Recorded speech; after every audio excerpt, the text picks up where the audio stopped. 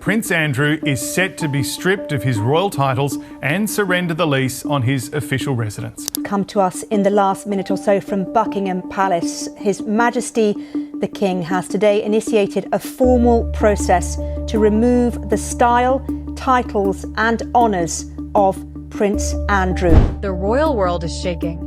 King Charles officially stripped Prince Andrew of his titles and ordered him out of Royal Lodge in a move more brutal than anyone expected. But first, subscribe and turn on notifications because this story is about to take a darker turn. And in a few minutes, I'll reveal the one secret contingency plan the palace is quietly preparing behind the scenes. Tonight's statement didn't leak. It didn't trickle out. It landed like a hammer. Buckingham Palace confirmed that His Majesty has initiated a formal process to remove Andrew's styles, titles, and honors. Not voluntary, not symbolic, formal, legal, irreversible. After weeks of whispers, the king has drawn a line in the sand. The question everyone is asking, what made Charles pull the trigger now, after years of silence? For months, the pressure has been suffocating. Royal insiders have described it as a slow-moving crisis finally reaching detonation. New interviews, renewed allegations, fresh scrutiny of Andrew's relationship with Jeffrey Epstein, allegations Andrew continues to firmly deny, but which have never stopped haunting him. Correspondents say the palace could feel the narrative tightening like a noose. Was the monarchy trying to get ahead of something even bigger? Then came the part of the statement that felt almost surreal. Prince Andrew will now be known simply as Andrew Mountbatten-Windsor. Just in the last few minutes, the palace has issued a statement saying that it is initiating a formal process to strip Prince Andrew of all his titles and honours. And that means, as you were saying, that he will no longer be known as Prince Andrew. Instead, he will only be known as Andrew Mountbatten-Windsor. No Duke of York, just a private citizen with a royal surname.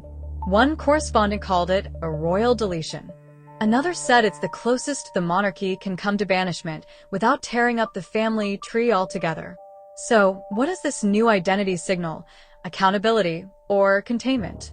And if that wasn't shocking enough, the palace announced the end of Andrew's long, controversial residency at Royal Lodge, the sprawling 30-room mansion tucked inside Windsor Great Park.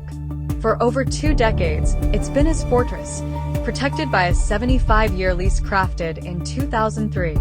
That lease gave him unusual legal protection. But tonight, those protections were shattered. A formal notice has been issued for him to surrender the lease. The palace didn't ask. It ordered. Did Andrew resist? Insiders suggest the negotiations were fraught and deeply emotional.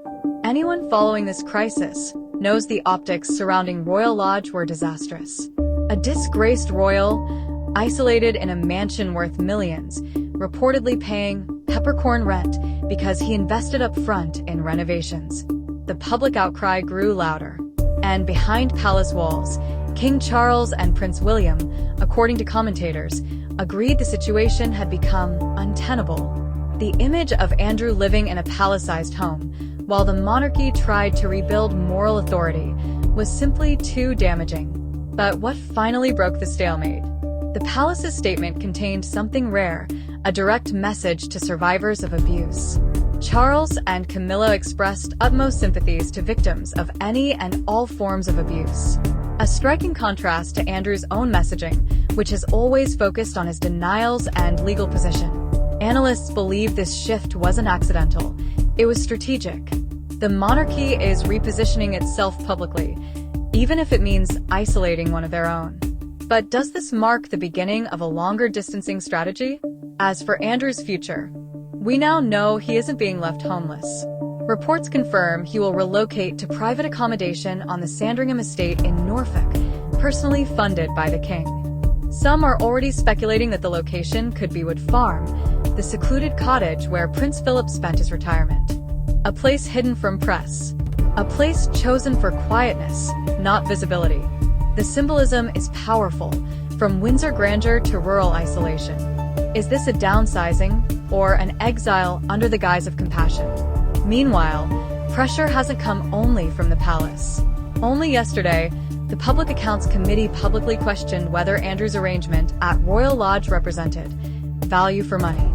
They wrote directly to the Crown Estate demanding explanations. So he has also been told to surrender the lease to his royal lodge in Windsor, his accommodation in Windsor, and will now find private accommodation. Now, you might remember 2 weeks ago, Prince Andrew was already been ordered to surrender his titles, to give up his titles. The monarchy wasn't just dealing with public opinion, but parliamentary scrutiny. And once Westminster begins sniffing around a royal scandal, the palace has a history of acting quickly. Was this the final push that forced the king's hand?